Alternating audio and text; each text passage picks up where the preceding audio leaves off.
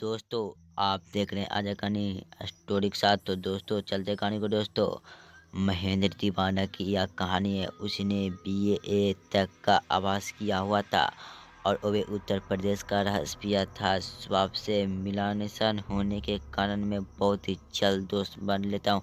Facebook पे मुझे एक दोस्त मिला। उसने मुझे मुंबई घुमाने के लिए अमृत किया। मुझे पहले से ही मुंबई जाने की बहुत ही इच्छा थी, इसलिए मैंने मुंबई जाने का पक्का किया। लेकिन मुझे नहीं पता था कि मेरी यह छुट्टियां बहुत ही भयानक तरीका ख़त्म होगी। आज भी मैं उस खाकी कपड़े पहने हुए भूत के बारे में सोचता हूँ तो मेरे मुंह में से चीख निकल जाती है।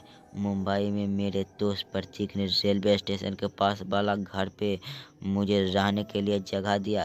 10 दिन की छुट्टियां में जूही चौपाटी के महालक्ष्मी मंदिर गेट के ऑफ इंडिया देखने गया और नक्की किया प्रतीक नौकरी करता था, इसलिए उसके बाप को दोपहर का खाना देने जाने को मैंने मदद करने का नक्की किया।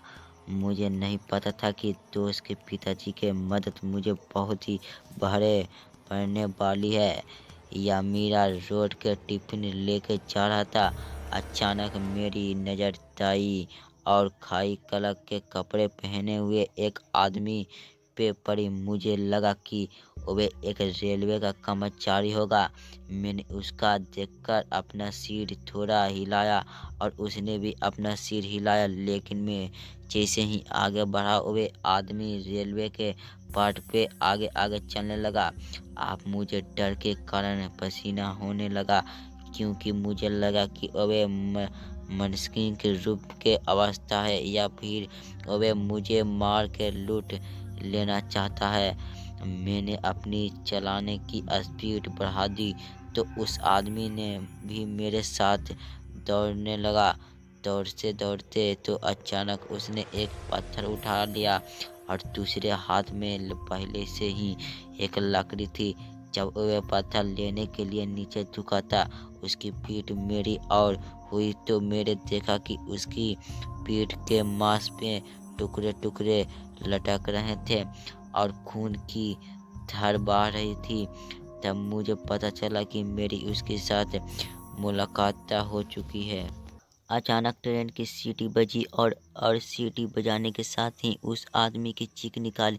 मेरे तो रूह तक खड़े हो गए और मैं कुछ भी सोचे बिना टिफिन फेंक के जोर से दौड़ने लगा। मेरी चप्पल भी रास्ते में छूट गई और कंकड़ और पत्थर वाले रास्ते पे 300 मीटर तक दौड़ के हाईवे पर पहुंचा। सन्नाटा और उससे सनकी की दूर के जाकर लोगों की भीड़ देखा कर मेरे जान में जान आई, लेकिन डर के कारण मैं रोने लगा। मेरी सांस इतनी तेजी चल रही थी कि धड़कन के कारण मैं उस हाईवे पर बैठ गया। मुझे रोता हुआ देखकर लोग इकट्ठे हो गए। किसी ने मेरी जेब में से फ़ोन निकालकर मेरे दोस्त से बात किया। मेरे दोस्त के टैक्सी ने बैठाकर उसके घर ले गया। प्रतीक के पिताजी ने मुझे उस रेलवे ट्रैक पर पास भटकता हरियाणा नाम के भूत के दुर्घटना वाली बात बताई। उन्होंने बताया कि हरियाणी एक रेलवे कर्मचारी था। हरियाणी का काम ट्रेन के पटरी रिपोर्ट करने का था और जानवरों को रेलवे के पटरी से दूर रखने का था। हरियाणी खुद का काम पूरा लगाना और मेहनत से करता था। एक दिन एक जानवर का पैर रेलवे के पटरी में फंस गया। हरियाणी यह देखकर पटरी की ओर भागा और अपने पूरा ताकत लगा के चुभुए जानवर का पैर निकालने की कोशिश करने लगा। पर और उसी वक्त अचानक से ट्रेन आ गई। लेकिन बहुत ही कोशिश के बाद हरियाणी उस जानवर के पैर से पटरी में से निकालकर तो दिया, लेकिन ट्रेन की आवाज़ से कान खबर हो गया। जानवर में अपनी सींग के हरियाणी को उड़ाकर पटरियों पर फेंक दिया और हरियाणी की पीठ पर से ट्रेन गुजर गई।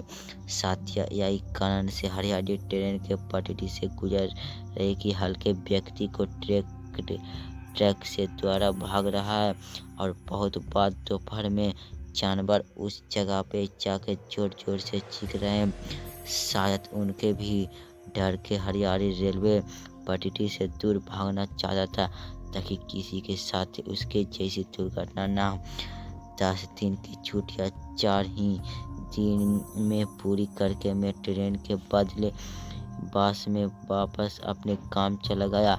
हरियाली का भूत शायद अच्छे इरादे से लोगों को डरा रहा होगा, लेकिन उसको देखने का मेरा अनुभव मुझे आज भी डरा देता है।